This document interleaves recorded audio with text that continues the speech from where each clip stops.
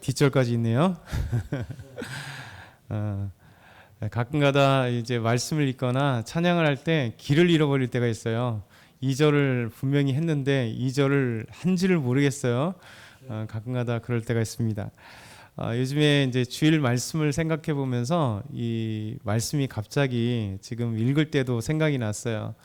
이번 주 말씀이 뭐냐면 동방의 박사를 인도했던 별에 대해서 잠깐 또 말씀을 드리려고 해요. 우리를 하나님께서 어떻게 인도하실까에 대한 어떤 말씀인들인데, 우리 삶 가운데 순간순간 이제 갈 방향을 잃어버리잖아요.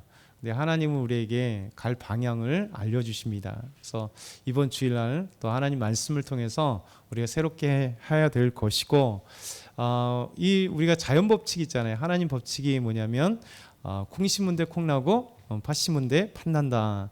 근데 요즘에 이제 하도 유전자 변이도 많고 또 세대가 바뀌다 보니까 AI 시대에 콩 심은 데 콩 나지 않게 만드는 법칙들이 너무 많이 세상이 법칙으로 나오잖아요.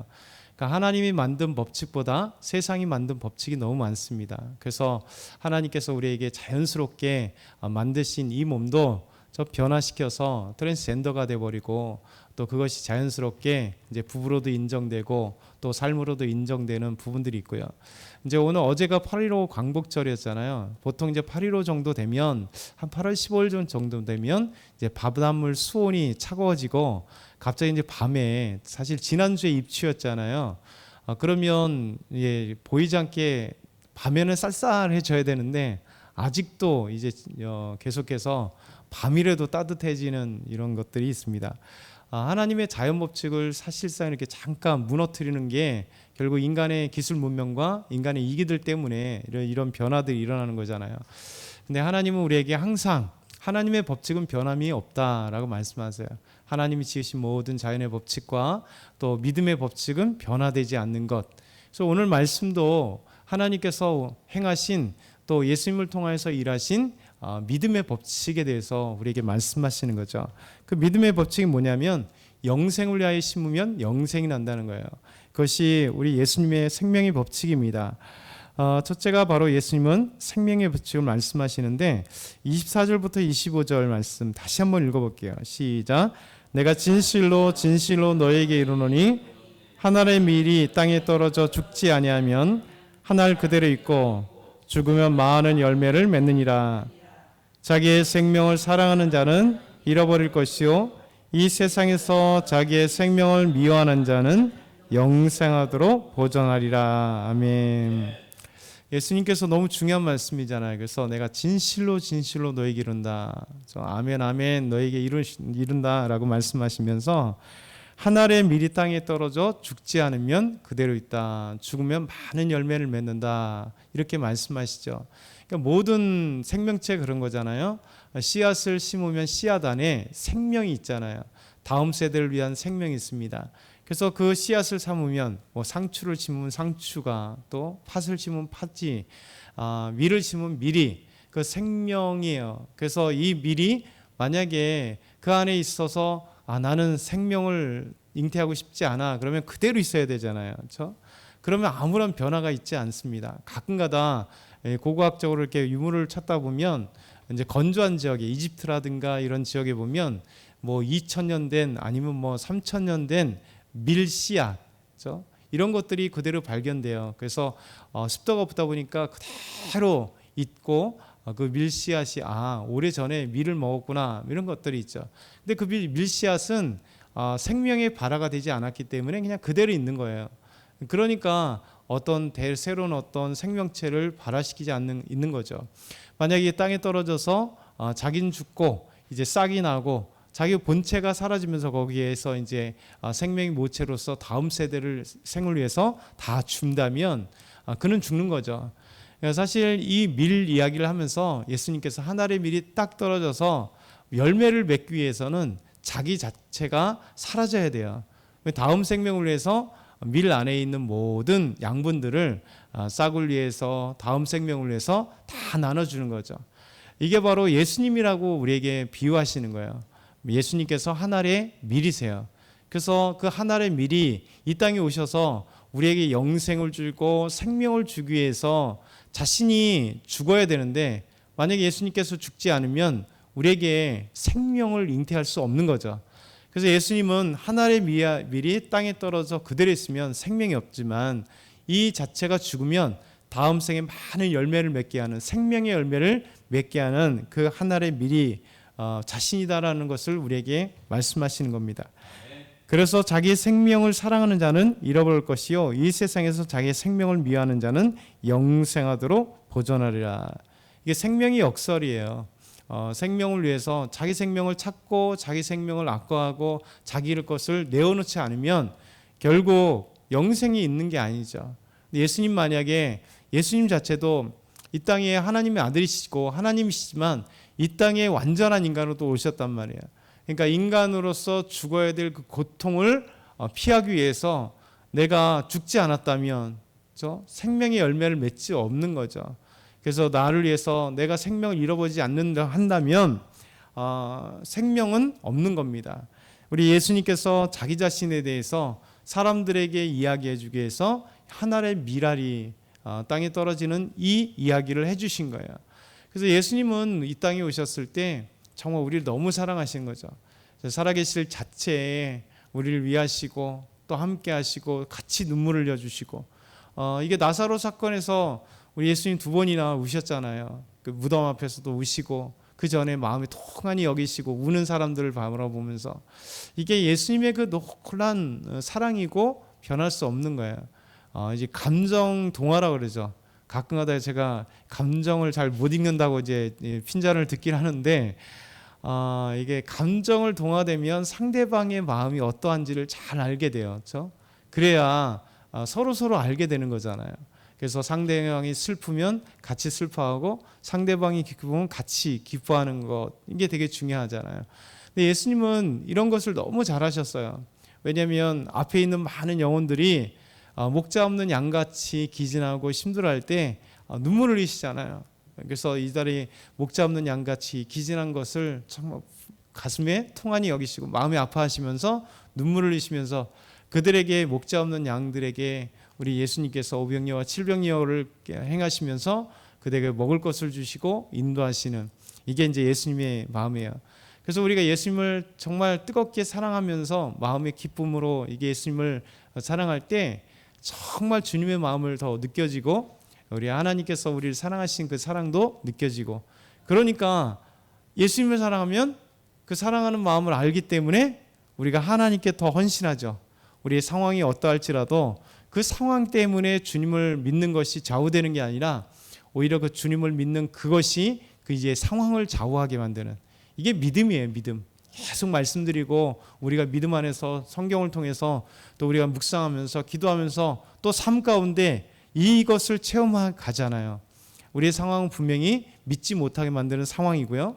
우리 상황은 계속 우리를 좌절시키는 상황이고요. 근데 인생이란 예수님 믿지 않아도 마찬가지입니다. 항상 위대한 사람 치고 인생에 굴곡 없는 사람 있을까요? 없어요. 그렇죠?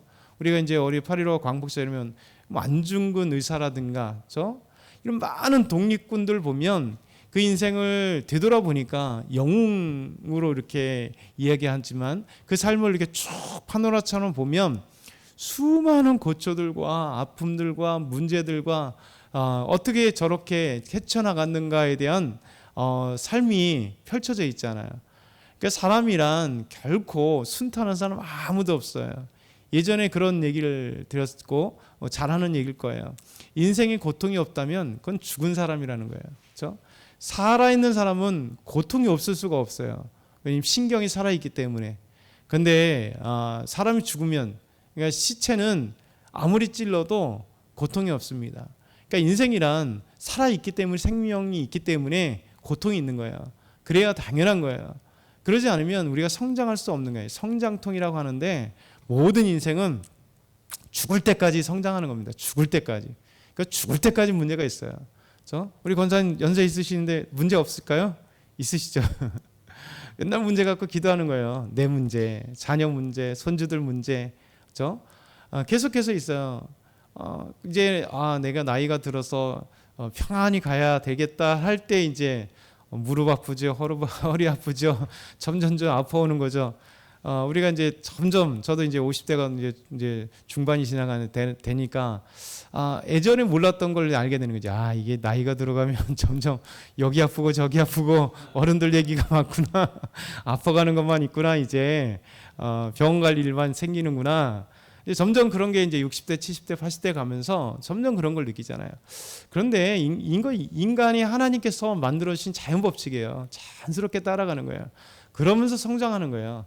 육신은 후패하나 우리 영혼은 새로워지고, 우리 삶은 문제가 있으나 그 속에 삶을 헤쳐나갈 때마다 개척해나가고 또 개척해 나가고 넘어갈 때마다 살아있음을 느끼고 하나님이 함께 하심을 느끼고 하나님이 이 문제를 해결할 수 있는 능력도 주시는다라는 것을 고백해 가는 거죠. 여러분, 그것이 없다면 어떻게 뭐 사람이 정말 행복을 누리며 또 살아있음을 느끼겠어요. 항상 사람들은 이 문제가 많으니까 평탄한 길을 달라고 기도하거나 생각하는 거잖아요. 항상. 그런데 우리 주님은 알고 계시다는 거예요. 한 가지 기억해야 될 것은 우리 주님은 모든 것을 알고 계신다. 멀리 외면하신 게 아니라 항상 우리와 함께 하시면서 함께 아파해주고 함께 눈물 흘려주고 함께 걱정해주고, 그런데 변하지 않은 게 뭐냐면 하나님은 능력 있으시고 우리 예수님은 능력 있으시기에 우리 주님께서는 가장 때가 될 때, 잘하는 얘기 어제도 드라마 잠깐 보면 그게 있는데, 여러분 가장 이제 새벽이 올 때, 가장 새벽이 오기 전에 어둡다고 얘기하잖아요. 인생은요 빛이 들려고 하기 전에 반드시 어둠, 가장 힘든 그 사건이 오게 돼 있어요. 그리고 난 다음에 새벽이 쫙 밝는 거예요. 여러분 인생이 가장 힘들다고 고통스러울 때, 여러분의 삶의 문제 항상 이것이 해결되면 또 다음에 또 그 문제가 있어요. 근데 항상 그런 힘들다고 할 때 하나님이 길을 열어주시는 그때예요. 하나님이 이렇게 열쇠를 열어주기 전에요 가장 힘들 그 마음을 느껴져요. 근데 하나님은 왜 그렇게 주냐면 하나님 붙들게 하시는 거예요. 저 하나님밖에 없어요. 하나님이 내 인생 붙들어 주세요. 손을 내밀게 하셔서 그 손을 내미는 그 순간에 하나님이 탁 손잡아 주세요. 없는 건 아니었죠. 근데 정말 절박한 심정으로 손을 내밀 때 오히려 그때 하나님 길을 열어주시는 놀라운 은혜가 있는 것입니다. 우리 주님께서는 두 번째, 제자도와 주님을 섬기는 자에게 우리 하나님이 귀히 여기주신다 말씀하세요. 우리 26절 마지막으로 한번 읽어볼까요? 시작. 사람이 나를 섬기면 나를 따르라. 나 있는 곳에 나를 섬기는 자도 거기 있으리니 사람이 나를 섬기면 내 아버지께서 그를 귀히 여기시리라. 아멘. 사람이 나를 섬기려면 나를 따르라. 예수님을 섬긴다면, 하나님을 섬긴다면 따르는 거예요. 이게 제자도예요. 예수님을 진정한 섬긴다는 것은 곧 예수님을 따르는 거죠. 예수님이 말씀하신 대로 순종하는 거예요. 그래서 나 있는 곳에 나를 섬기는 자도 있다는 거예요. 그렇죠? 그렇잖아요. 예수님을 섬기는 자, 예수님을 따르는 사람이 함께 있는 거죠. 그리고 사람이 나를 섬기면 내 아버지께서 그를 귀히 여기시라. 이 새벽을 깨워서 나오신 여러분에게 우리 하나님이 귀히 여기시는 거예요. 어떤 때는 우리가 신앙생활할 때 참 알아주지 않는 것처럼 느낄 때죠. 세상 사람 아니면 우리 교우들이 알아주지 않아도 돼요. 근데 하나님이 나를 알아주지 않는 것 같은 느낄 때가 있잖아요. 내가 정말 이렇게 하는데 왜 하나님은 나를 이렇게 힘들게 하실까? 왜 형통하게 하지 않으실까? 전 나도 물질로 그냥 이렇게 잘 살길 원하는데 뭐 이런 것들이 계속해서 오잖아요. 근데 여러분 잘 생각해 보면 그렇지 않아요. 우리 주님께서는 우리에게 가장 버려야 될 게 뭐냐면 공로예요. 공로. 내가 이만큼 했는데, 내가 이만큼 섬겼는데, 내가 이만큼 하나님 없어도 하나님께 헌금을 드리고, 내가 하나님 앞에 이렇게 헌신하고, 내가 하나님께 이렇게 했는데, 그게 우리 안에 보이지 않게 교만의 싹이에요. 가장 무서운 게 뭐냐면 이런 교만의 싹 때문에 우리 신앙이 병들어가는 거예요. 그래서 공로 신앙은 가장 무서운 적입니다.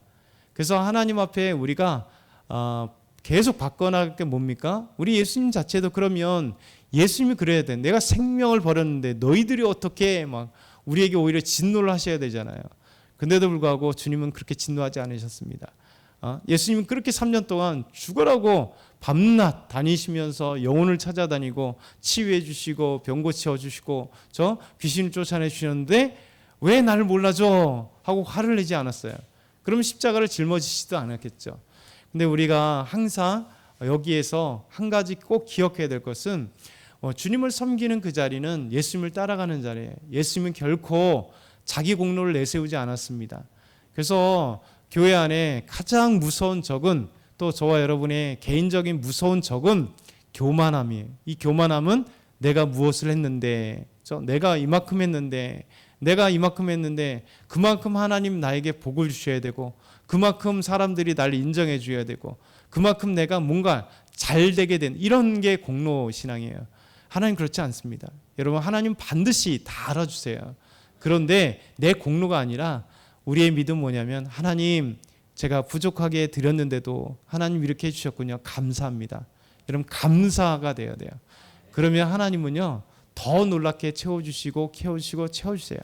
겸손한 자에게 하나님이 그를 들어 쓰시고요, 겸손한 자에게 하나님 놀랍게, 더 겸손한 자에게 더 큰 걸. 그래서 다윗이 겸손의 모범이잖아요. 더 아름다운 인생을 살아가게 하시는 그 놀라운 은혜. 오늘도 이 말씀을 기억하시면서 우리 하늘의 미랄이 되신 예수 그리스도, 우리 주님을 따르고자 하는 그 아름다운 제자도의 섬김의 모습, 그리고 우리가 주님 앞에 더 기뻐하심으로 달려나가는 아름다운 것들을 오늘도 기억하고 하나님 앞에 기도하며 나아가기 소망합니다. 사랑의 하나님 아버지, 감사합니다. 오늘도 믿음으로 승리하게 하여 주옵소서, 달려나가게 하여 주옵소서. 오늘도 하나님 저희들과 함께하여 주옵소서. 예수 그리스도의 이름으로 기도드리옵나이다. 아멘.